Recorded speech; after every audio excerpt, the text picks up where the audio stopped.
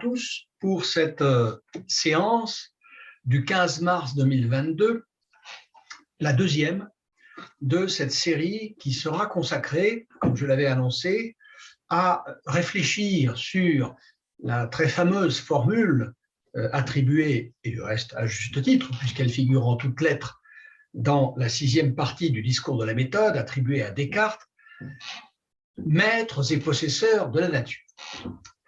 Je le rappelle, cette formule est en général invoquée comme une espèce de concentré de l'accusation qu'on peut lancer à l'endroit de notre grand philosophe national, accusation pour le motif suivant, d'être à l'origine de la grande catastrophe écologique qui nous menace aujourd'hui et dont d'ailleurs par plusieurs aspects on peut constater qu'elle fait plus que nous menacer puisqu'elle commence à porter un certain nombre de conséquences effectives.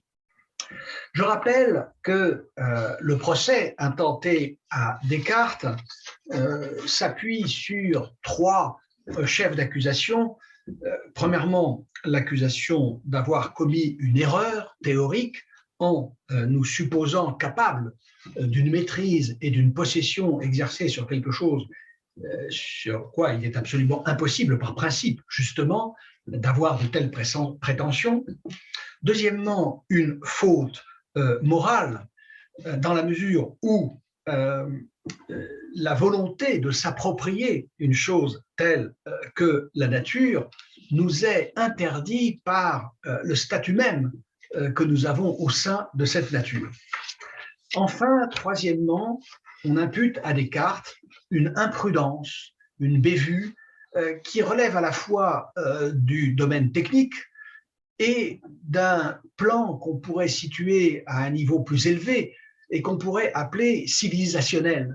Au fond, ce dont Descartes est coupable, c'est, pour s'être trompé en croyant qu'il était possible d'exercer une maîtrise et une possession sur cette chose qu'est la nature, pour avoir commis la faute de nous inviter à entrer dans un tel rapport avec la nature, eh bien, nous aurait fait basculer dans une ère technique, et même on peut dire une ère civilisationnelle, dans la mesure où notre civilisation aujourd'hui est justement fondée sur la science et la technique, ce qu'on appelle quelquefois la technoscience, et que si nous en sommes là aujourd'hui, c'est-à-dire au seuil d'une catastrophe auprès de laquelle celle auquel nous assistons actuellement, et je parle ici de l'actualité la plus brûlante, je fais référence à la guerre en Europe, sur le sol européen, eh bien, une catastrophe auprès de laquelle cette guerre, par exemple, qui nous paraît, et à juste titre d'ailleurs, comme un événement tout à fait gravissime, eh bien, catastrophe qui pourrait être incommensurablement plus grave, plus meurtrière, plus sérieuse à tous égards que celle qui fait l'objet de nos préoccupations ces jours-ci et sans doute encore malheureusement pour un bon moment. Alors, je l'avais dit, rendre Descartes responsable de la catastrophe qui nous menace et qui a déjà commencé de faire sentir ses effets est devenu une espèce de lieu commun, de poncif, de tarte à la crème, de tout discours écologiste qui se respecte. Je tiens à dire tout de suite, d'une part, qu'il y a dans cette imputation certainement une part de vérité, et d'autre part que ce qui n'est pas la part de vérité, ce qui est la part sans doute d'exagération, d'erreur dans l'attribution à Descartes de cette responsabilité, ne me conduit aucunement à penser que le risque écologiste auquel on rapporte la responsabilité cartésienne, que ce risque est un risque aujourd'hui surévalué, en aucune façon. Non seulement je pense qu'il n'est pas surévalué, mais je pense qu'il est correctement évalué par ceux qui ont en la matière une certaine compétence. Je parle des scientifiques, des climatologues, mais aussi des physiciens, des chimistes, des biologistes, des spécialistes d'écologie, par exemple. Non seulement il est correctement évalué à ce niveau-là, scientifique, mais il est considérablement sous-évalué au niveau politique, évidemment. Et quand je parle du niveau politique, je ne parle pas seulement de la responsabilité des politiques, des hommes politiques, des organisations politiques ou des partis politiques, que d'ailleurs, je me garderais bien de mettre tout à fait dans le même sac. je pense qu'il existe une considérable dénivellation, des inégalités tout à fait considérables entre le niveau de prise de conscience selon les organisations politiques. Et je ne vous cacherai pas que lorsque j'aurai à me prononcer dans un mois sur la question de savoir qui doit devenir président de la République française, eh bien, ces considérations écologiques tiendront une très grande place dans mon choix. Voilà. Alors, je vais donc maintenant ouvrir ce dossier, comme je l'avais annoncé, et j'ai l'intention d'intervenir dans ce procès, et principalement en y assumant le rôle de l'avocat, sans, je le répète, dénier à l'accusation la pertinence jusqu'à un certain point, mais jusqu'à un certain point seulement, de son réquisitoire. Je considère simplement, si vous voulez, qu'il est regrettable de voir une certaine pensée écologiste aujourd'hui, et je crois même dans sa presque totalité, une certaine pensée écologiste employée à combattre Descartes autant d'acharnement qu'en consacrèrent les pires ennemis de la raison et des Lumières à différentes époques de notre histoire contemporaine. J'entends par histoire contemporaine celle qui précisément a commencé avec ce moment cartésien qui est emblématique de ce qu'il faut bien appeler, et nous allons le voir très rapidement, une révolution intellectuelle, une révolution scientifique, une révolution philosophique, et sans doute même ce qu'on pourrait appeler une révolution spirituelle.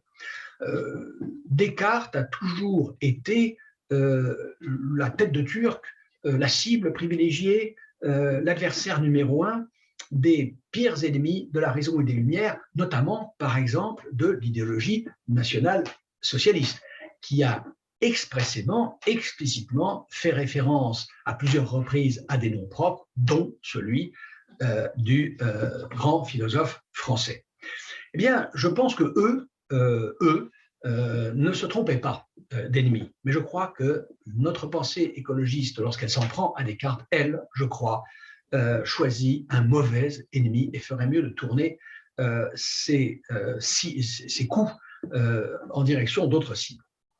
Alors, s'il y a eu erreur, s'il y a eu faute, s'il y a eu imprudence, la question est de savoir, serait évidemment de savoir à quoi ou à qui cette erreur, cette faute et cette imprudence sont imputables. Il est même permis de se demander d'ailleurs si il faut absolument chercher des responsables, des coupables sur lesquels on pourrait coller des noms propres.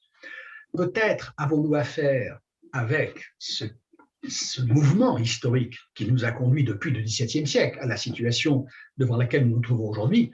Peut-être avons-nous affaire à ce genre de processus historique dans lesquels les causes, les facteurs agissants sont si nombreux, si interconnectés, que toute tentative de poser un nom propre sur ce qui pourrait être considéré comme la cause, ou même comme une espèce d'incarnation ou de figuration de cette cause ultime, est par principe une tentative vaine. C'est ce que je pense personnellement, mais j'essaierai quand même, puisque nous sommes au tribunal, j'essaierai quand même, en explorant les pièces du dossier, les pièces de l'affaire Descartes, de déterminer la part de responsabilité qui incombe dans l'état présent de notre planète à monsieur René Descartes, né le 31 mai 1596 dans cette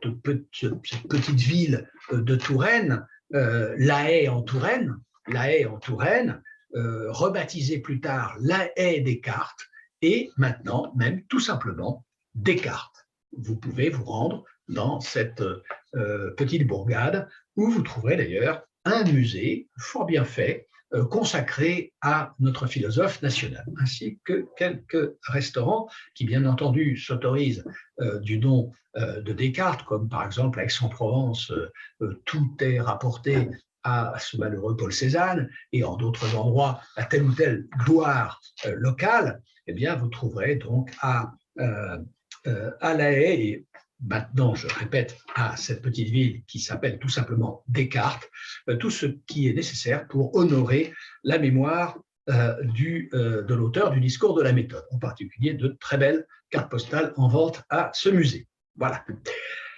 Donc, René Descartes, né le 31 mars 1596 à La Haye en Touraine, à l'époque de sa naissance, est mort le 11 février 1650 à Stockholm. Auteur du discours de la méthode, dans la 6e partie duquel se trouve en effet cette expression maîtres et possesseurs de la nature. Alors nous ne pouvons pas d'emblée immédiatement entrer dans le moment du plaidoyer. Je ne peux pas commencer à prendre la défense, puisque telle est mon intention, de Descartes, contre l'accusation qui lui est faite d'être le grand responsable de l'immense catastrophe qui nous menace. Je ne peux pas entrer dans ce plaidoyer avant d'avoir tenté au moins d'exposer, de mettre en évidence et de jeter quelques clartés sur non seulement la personne de Descartes, mais surtout la signification de cette entreprise dans laquelle il s'est lancé, entreprise qui tient à la fois de la science et de la philosophie, car nous sommes à une époque où ces deux choses ne se distinguent pas encore nettement. Et même, on pourrait dire, à une époque où ces deux choses ne se distinguent pas du tout. Je reviendrai sur cette indistinction, je ne parle pas de confusion, car il n'y avait aucune erreur, on le verra, dans cette unité du scientifique et du philosophique pour les contemporains de Descartes. Je reviendrai plus tard sur donc cette indistinction, sa signification et ce qu'a signifié aussi la sortie de cette situation. Alors, pour ce qui concerne la vie, la biographie de ce René Descartes, eh bien, je vous invite à consulter les encyclopédies. Vous avez des choses tout à fait intéressantes et solides en ligne, par exemple sur Wikipédia, et vous avez aussi de bons livres. Vous pouvez par exemple consulter l'article Descartes de l'Encyclopédia Universalis, et il y a bien d'autres sources auxquelles vous pouvez puiser pour prendre connaissance de ce que fut la vie de René Descartes, dont d'ailleurs la biographie a été l'objet d'un compte-rendu, d'une réaction très tôt après sa disparition. Alors, disons tout de suite, d'abord, pour commencer, que le nom de Descartes représente un moment crucial, tout à fait central dans l'histoire de la philosophie, mais aussi, quoique dans une moindre mesure certainement, de la science, à une époque, je le répète, où les deux choses ne se distinguaient pas encore. S'il existe en philosophie quelque chose comme des révolutions, s'il y a en philosophie des événements qui méritent d'être considérés, mais alors au sens propre, au sens fort du thème, comme révolutionnaires, eh bien, il ne fait aucun doute que Descartes est l'une de cette révolution. Peut-être même peut-on considérer qu'il est la révolution historiquement centrale dans l'histoire de la philosophie. J'entends l'adjectif central en un sens chronologique, au sens où Descartes divise certainement l'histoire de la philosophie en deux époques. Je ne dis pas central pour sous-entendre que Descartes serait le philosophe le plus important dans l'histoire de la philosophie, ce qui serait une appréciation probablement dépourvue de signification très sérieuse. Mais il est clair qu'il y a une révolution cartésienne en philosophie et que cette révolution est, par Descartes, assumée de façon tout à fait consciente, tout à fait délibérée. Descartes entend inaugurer des temps radicalement nouveaux. Et j'entends par radicalement le terme, l'adverbe en sa signification propre, étymologie. Descartes prend les choses à la racine, comme nous le verrons. Dans une bonne mesure, on peut affirmer que, pour ce qui concerne la philosophie, et jusqu'à un certain point, mais je le répète à un moindre degré, pour ce qui a trait à la science, Descartes est le nom même de ce qu'il faut appeler modernité. Seulement, on verra que, par bien des aspects aussi, Descartes demeure très profondément tributaire de la tradition avec laquelle il rompt, de la tradition antérieure, de la tradition qu'il critique. Il y a même d'ailleurs un exemple d'un historien de la philosophie, quelqu'un qui est d'ailleurs bien plus qu'un historien de la philosophie, qui a de manière très intéressante et à mon avis d'ailleurs très pertinente aussi, mais peut-être peut-on, sans doute peut-on critiquer son analyse, mais qui a de manière très pertinente analysé Descartes et diagnostiqué dans le cas Descartes non pas le premier philosophe moderne, celui qui inaugure la modernité et donc se situe au-delà de la frontière qui sépare cette modernité des temps antiques et médiévaux, mais qui considère au contraire que Descartes est le dernier des anciens. Alors, cet historien de la philosophie, c'est Jean-François Revel, dont je vous invite à lire le chapitre sur Descartes dans son Histoire de la philosophie moderne. C'est une excellente histoire de la philosophie que l'histoire de la philosophie moderne de Jean-François Revel. Bien entendu, elle s'arrête assez tôt, puisqu'elle s'arrête, pour ainsi dire, à Emmanuel Kant, c'est-à-dire au XVIIIe siècle. Mais c'est une excellente histoire de la philosophie qui prend les choses depuis les commencements, c'est-à-dire depuis l'Antiquité grecque. Il faut savoir aussi que c'est une histoire de la philosophie dont la lecture devient assez ardue à partir du moment où justement on entre dans la postérité de Descartes. Les chapitres consacrés à Leibniz, à Spinoza, puis à d'autres, par exemple à Kant, sont des chapitres plutôt assez ardus, mais en revanche, je pense que d'une part, vous tirerez un grand profit de la lecture de tous les chapitres consacrés à l'Antiquité, mais que, qui plus est, le chapitre sur Descartes peut se révéler pour vous à la fois instructif et suggestif. Simplement, méfiez-vous. Si vous n'êtes pas un peu versé dans la philosophie cartésienne ou dans l'histoire de la philosophie tout court, n'allez quand même pas croire que vous avez, en lisant le chapitre de Jean-François Revel sur Descartes, alors, premier philosophe moderne, point d'interrogation. Et le point d'interrogation est évidemment ici crucial, parce que c'est dans ce point d'interrogation que tout se joue, puisque Revel répond par la négative à cette question. Descartes n'est pas le premier philosophe moderne, il est le dernier des anciens. N'allez pas croire que dans ce chapitre, vous apprendrez l'alpha et l'oméga de ce qu'il y a à penser sur le personnage de Descartes et sur sa place dans l'histoire de la philosophie. Je pense même d'ailleurs que sur certains points assez importants, Revel se trompe. Il reste que son analyse est très intéressante par bien des égards, à bien des égards et par bien des endroits pertinentes, mais je laisse ceux qui connaissent un petit peu l'histoire de la philosophie et qui connaissent Descartes en juger par eux-mêmes. Alors, commençons par prendre une vue aussi générale que possible, non seulement sur Descartes, mais sur la place de Descartes dans l'univers théorique européen de son temps. J'intitule, pour faire court, pour résumer et donc forcément pour présenter les choses de manière incomplète et peut-être même un peu fausse, j'intitule cette section, alors bon, le chapitre dans lequel j'entre, je l'intitule Descartes, la science et la philosophie moderne. Voilà, Descartes, la science et la philosophie moderne, c'est ça qui va m'intéresser pour un moment. Et j'inaugure une première section que j'intitule Galilée et Descartes, une rupture épistémologique. Une rupture épistémologique, et il faudrait ajouter d'ailleurs une rupture épistémologique, ça concerne le versant scientifique, et philosophique, ça concerne donc l'autre versant. Une rupture épistémologique pour ce qui concerne la science et en même temps, simultanément, une rupture philosophique. Voilà ce que signifient les noms de Galilée et de Descartes. L'idée de rupture épistémologique étant attachée bien évidemment prioritairement au nom de Galilée, l'idée d'une révolution philosophique à celui de Descartes.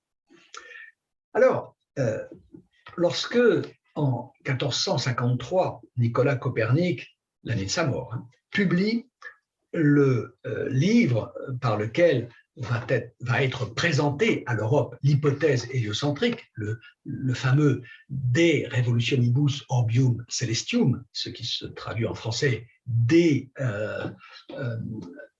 révolutions des orbes célestes, donc 1543, pardon, 1543, lorsqu'en 1543, Copernic publie ce livre, une ère absolument nouvelle s'ouvre dans la science occidentale, donc, il faut le dire, dans la science tout court, car la science, si on veut bien prendre ce mot en un sens un peu précis, est une invention occidentale qui ne naît pas avec Copernic, sans doute, mais qui connaît avec Copernic un changement, un bouleversement, une transformation si brutale, si fondamentale qu'il est légitime de parler de révolution. Du reste, l'expression de révolution copernicienne est à ce point validée aujourd'hui qu'elle est devenue une expression de la langue courante pour désigner tout événement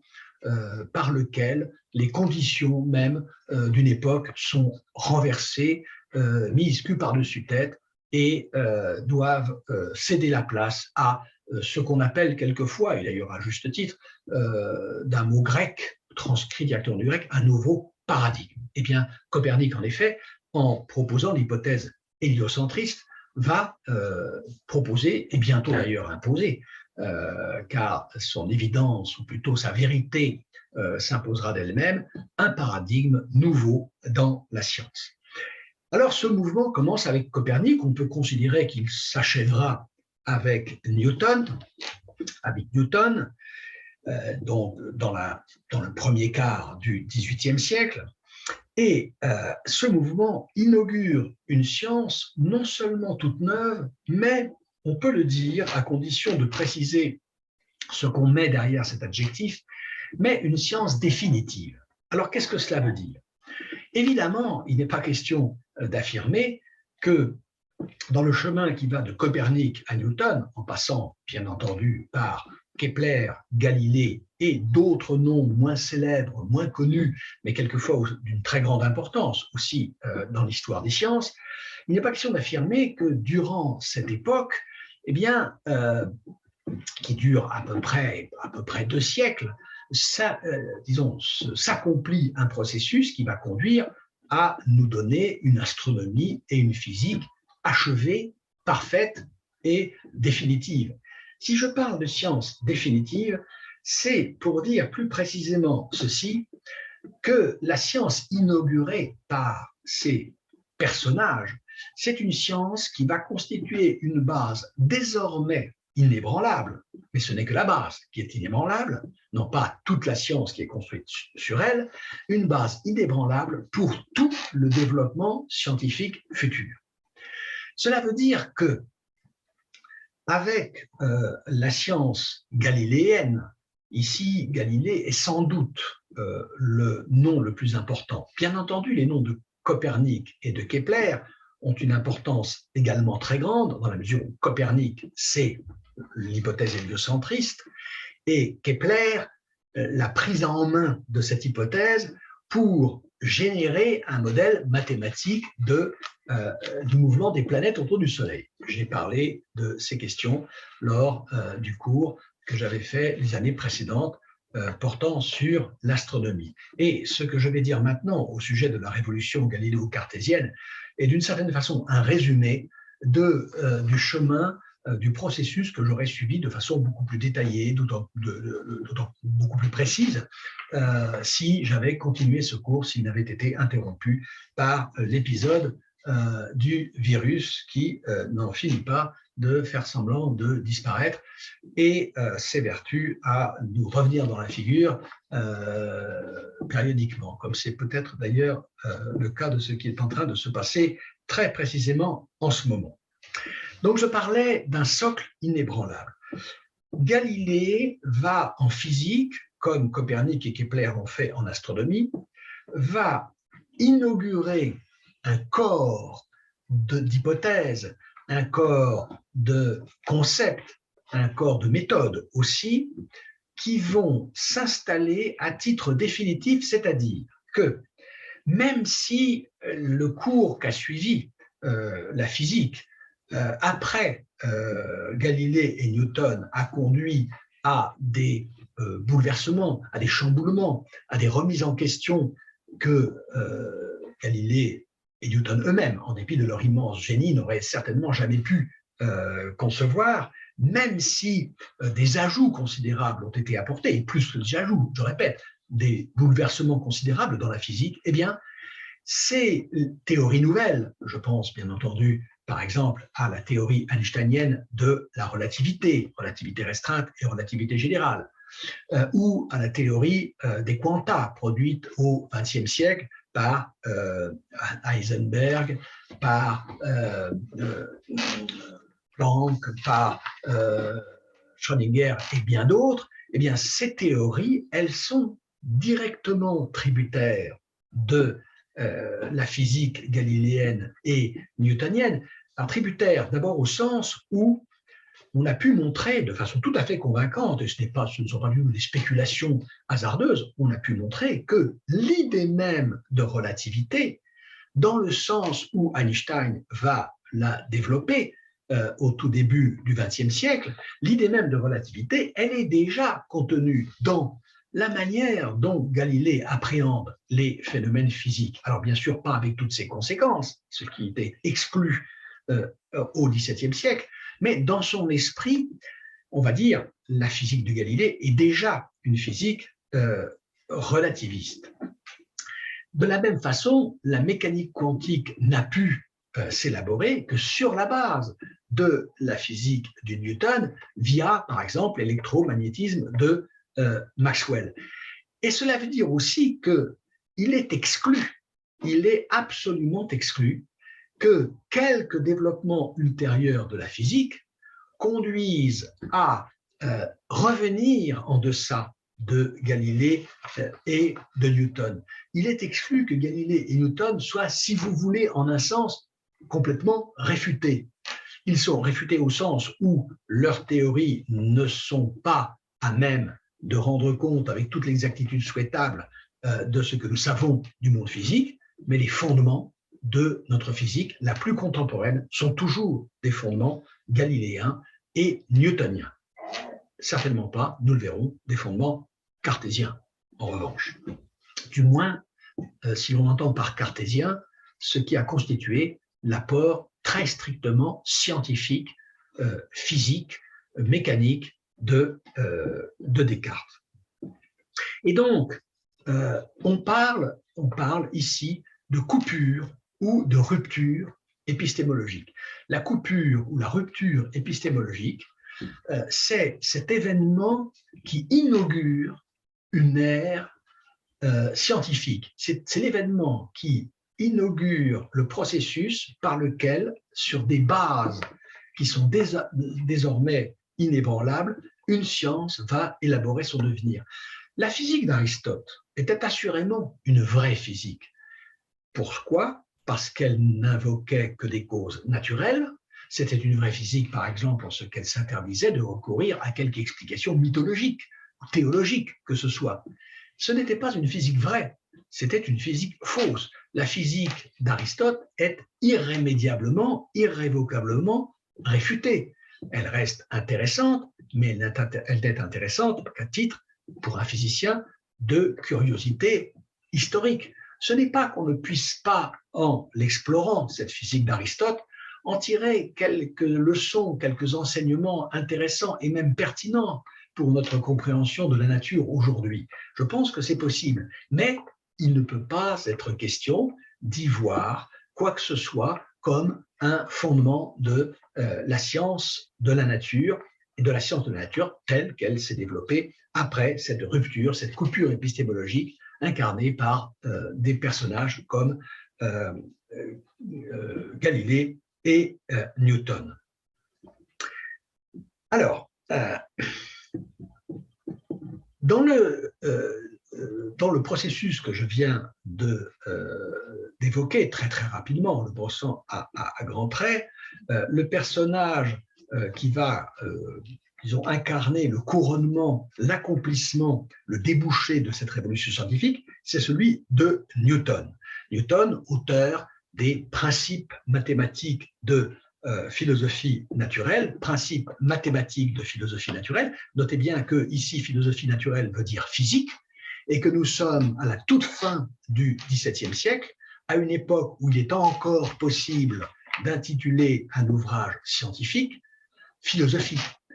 Il est encore possible de faire figurer le mot de philosophie en tête d'un livre qui serait aujourd'hui considéré, et qui est effectivement d'ailleurs un livre de science. Cette possibilité ne durera pas au-delà des toutes premières années du XIXe siècle. Je ne crois pas qu'il y ait d'autres grands livres de science dans le titre duquel figure le mot philosophie après. Je choisis cet exemple parce que c'est certainement l'un des ouvrages les plus illustres de l'histoire de la science occidentale, après ce livre intitulé Philosophie zoologique, la philosophie zoologique, l'ouvrage dans lequel Jean-Baptiste de Lamarck expose sa théorie de l'évolution. Nous sommes en 1801 et je ne pense pas qu'au-delà on puisse trouver un ouvrage d'importance comparable qui comporte le titre de philosophie. Mais dans le titre de Newton, principe mathématique de philosophie naturelle, la philosophie naturelle étant, je répète, l'expression qui désigne la physique, science de la nature, nature, physis en grec. C'est le mot évidemment mathématique qui est important. Principe mathématique de philosophie naturelle, cela veut dire que maintenant, à partir de maintenant, mais ce maintenant ne commence pas avec Newton, il avait commencé avec Copernic et Galilée, et bien maintenant, et je vais y revenir très rapidement, la physique, ça passe par les mathématiques. Et ça, c'est quelque chose dont Descartes lui-même est intimement, absolument, profondément convaincu.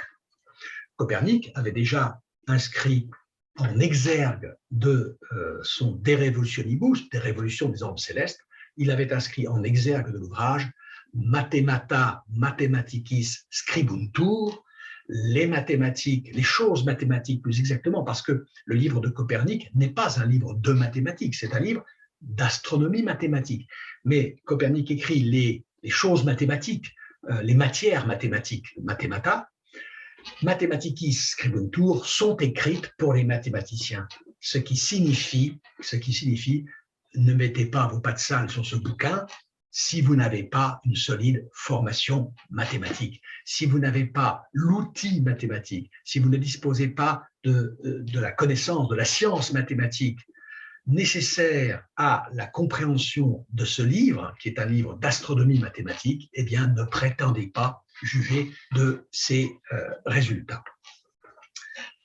Alors, il n'est évidemment pas question, comme je l'aurais fait, je répète, si j'avais continué ce cours sur l'astronomie interrompu en 2019, il n'est pas question de raconter ici le déroulement par le détail des événements qui ont, en moins de 2 siècles, radicalement subverti, renversé, bouleversé le modèle d'univers sur lequel avait vécu l'Europe savante jusqu'à la Renaissance. Alors, il existe pour cela d'excellents livres. Je vous recommande en particulier le livre d'Alexandre Coiré, ça s'écrit K-O-Y-R et accent aigu, Alexandre Coiré, le livre d'Alexandre Coiré, Du monde clos à l'univers infini, du monde clos à l'univers infini, qui raconte certains aspects tout à fait cruciaux de cette révolution, sans d'ailleurs les évoquer absolument tous, parce que ce livre s'intéresse beaucoup plus aux questions astronomiques qu'aux questions physiques qui ont exactement autant d'importance dans cette révolution.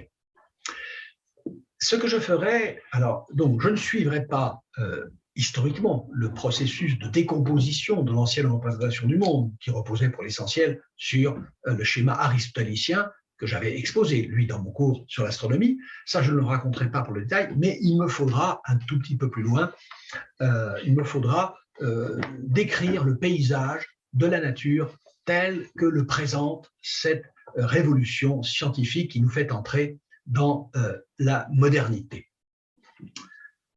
Alors, il est certain que les bouleversements qui vont intervenir dans la physique après Newton principalement au XXe siècle. Il faut savoir qu'à la fin du XIXe siècle, les plus grands physiciens, les plus grands chimistes et les plus grands scientifiques en général sont, pour la plupart, et même dans leur quasi-totalité, dans leur unanimité, ils sont convaincus que la physique est une science qui touche à son but et qu'il ne reste plus à découvrir que les détails. C'est pourquoi d'ailleurs certains physiciens, dans les années 1890, déconseillent à leurs étudiants de persévérer dans la voie de la physique et leur conseillent par exemple de se tourner plutôt vers d'autres domaines scientifiques comme la biologie, en leur disant mais c'est là qu'il y a du nouveau à découvrir, c'est là qu'il y a des pistes inédites à explorer, mais vous savez, en physique, maintenant, si vous continuez là-dedans, vous ne serez plus que de modestes travailleurs employés à parfaire les détails et à préciser un tableau qui est déjà pour l'essentiel acquis. Quelques années plus tard, il ne fallait pas attendre même 20 ans pour que la physique soit l'objet de bouleversements aussi considérables que ceux qu'ont introduit Einstein et tous les théoriciens de la mécanique quantique. Ces bouleversements, donc, qui sont intervenus après Newton et principalement au XXe siècle, sont évidemment considérables, mais d'une part, comme je le répète, ils ont laissé intact le socle, et donc le sol galiléo-cartésien de la physique théorique, enfin le socle galiléo-newtonien, on va dire plutôt, de la physique scientifique. Et d'une certaine manière, nous verrons qu'il est encore tout à fait justifié et légitime de dire que l'inspiration de cette science contemporaine demeure dans une très large mesure cartésienne. Non pas totalement, non pas intégralement, ça certainement pas, mais il y a beaucoup, je répète, d'esprit cartésien dans la science la plus contemporaine aujourd'hui, et notamment, je dirais, dans les sciences biologiques. Évidemment, pour les sciences physiques, il est très difficile de reconnaître le paysage de la physique cartésienne tel que Descartes lui-même l'expose, le décrit dans ce livre, l'un des livres écrits vers la fin de sa vie, les principes de la philosophie. Et je répète que pour lui, principe de la philosophie, ça veut dire principe de la science, de ma science physique que je vous expose. Il est très difficile de reconnaître dans les descriptions du monde physique que produisent les principes de la philosophie la nature telle que nous l'a fait connaître la physique théorique contemporaine, la physique relativiste et la mécanique quantique. Ça, c'est certain. Mais jusqu'à un certain point, ne serait-ce que par l'inspiration mathématique qui continue de présider à la physique, qui continue même de la structurer, car la physique est aujourd'hui mathématique, mathématisée, ou elle n'est pas du tout, évidemment. C'est d'ailleurs ce qui fait la différence considérable avec la physique d'Aristote, ce qui condamne irrévocablement la physique d'Aristote. Elle était totalement rebelle, totalement hermétique à toute possibilité de mathématisation. Eh bien, les sciences aujourd'hui restent cartésiennes, notamment la biologie, mais pas seulement la biologie, notamment en ce que ces sciences sont, alors de manière tout aussi, je dirais, pertinente que cela pouvait être le cas déjà pour Descartes lui-même, ces sciences sont tout à fait exposées à l'accusation qui aujourd'hui est l'un des thèmes centraux du réquisitoire qu'on dresse contre Descartes, à l'accusation de réductionnisme. Nous verrons ce que cela signifie. La physique cartésienne, je dirais la science cartésienne en général, dans sa conception philosophique, dans son inspiration philosophique fondamentale, est une science réductionniste. Cet adjectif de réductionniste passe aujourd'hui pour suffire à lui tout seul à constituer une condamnation. Dès que vous avez dit réductionniste, vous avez élevé une critique, je dirais, qui porte jusqu'au principe même de ce que vous avez ainsi qualifié. Réductionnisme est aujourd'hui un terme qui désigne un péché théorique, une faute conceptuelle et doctrinale.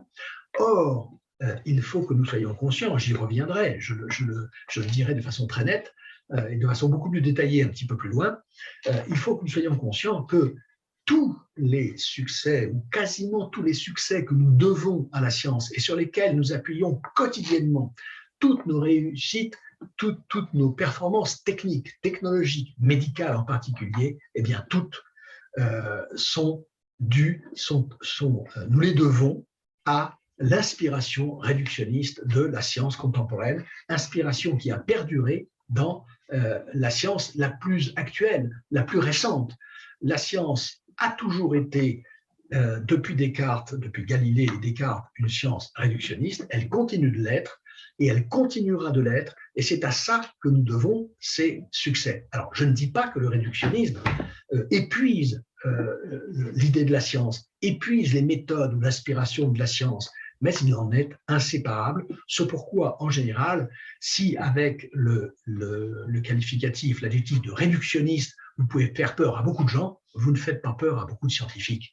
Car beaucoup de scientifiques, qu'ils soient physiciens, qu'ils soient chimistes, qu'ils soient biologistes, sont parfaitement au fait des immenses avancées que leur discipline doit à la persistance de l'inspiration réductionniste dans les travaux de ceux qui ont, de génération en génération, constitué les résultats actuels de la science. Alors, dans la prochaine partie de cette séance du 15 mars, donc, je m'intéresserai, avant de passer à la description de cette nature telle que nous l'a léguée la science, la révolution scientifique du XVIIe siècle, je m'intéresserai d'abord à la place de Descartes dans la révolution scientifique de l'âge classique. C'est-à-dire, je m'intéresserai au Descartes savant, au Descartes en tant qu'il mérite de conserver une place et de garder un nom dans l'histoire des sciences, proprement dit. Ensuite de quoi je m'intéresserai au Descartes philosophe, au Descartes métaphysicien, puisqu'aussi bien, vous le savez, c'est plutôt comme philosophe, et plus précisément comme métaphysicien, que Descartes est resté dans l'histoire de la pensée, dans l'histoire de la pensée occidentale. Et donc, je m'attellerai à ces deux tâches, et ensuite, donc, je le disais, je passerai à la description de la nature, ce que j'appellerais la nature des modernes. Je vous dis donc à la seconde partie de cette séance du 15 mars. À très bientôt. Je vous remercie. Si cette vidéo vous a plu, vous pouvez nous rejoindre à l'Université du temps libre de Tarbes et de Bigorre à l'adresse utl-tb.info. Vous pouvez aussi nous encourager en cliquant sur le pouce vers le haut. Les commentaires de soutien sont également les bienvenus. Et n'oubliez pas, si ce n'est déjà fait, de vous abonner. Merci et à bientôt.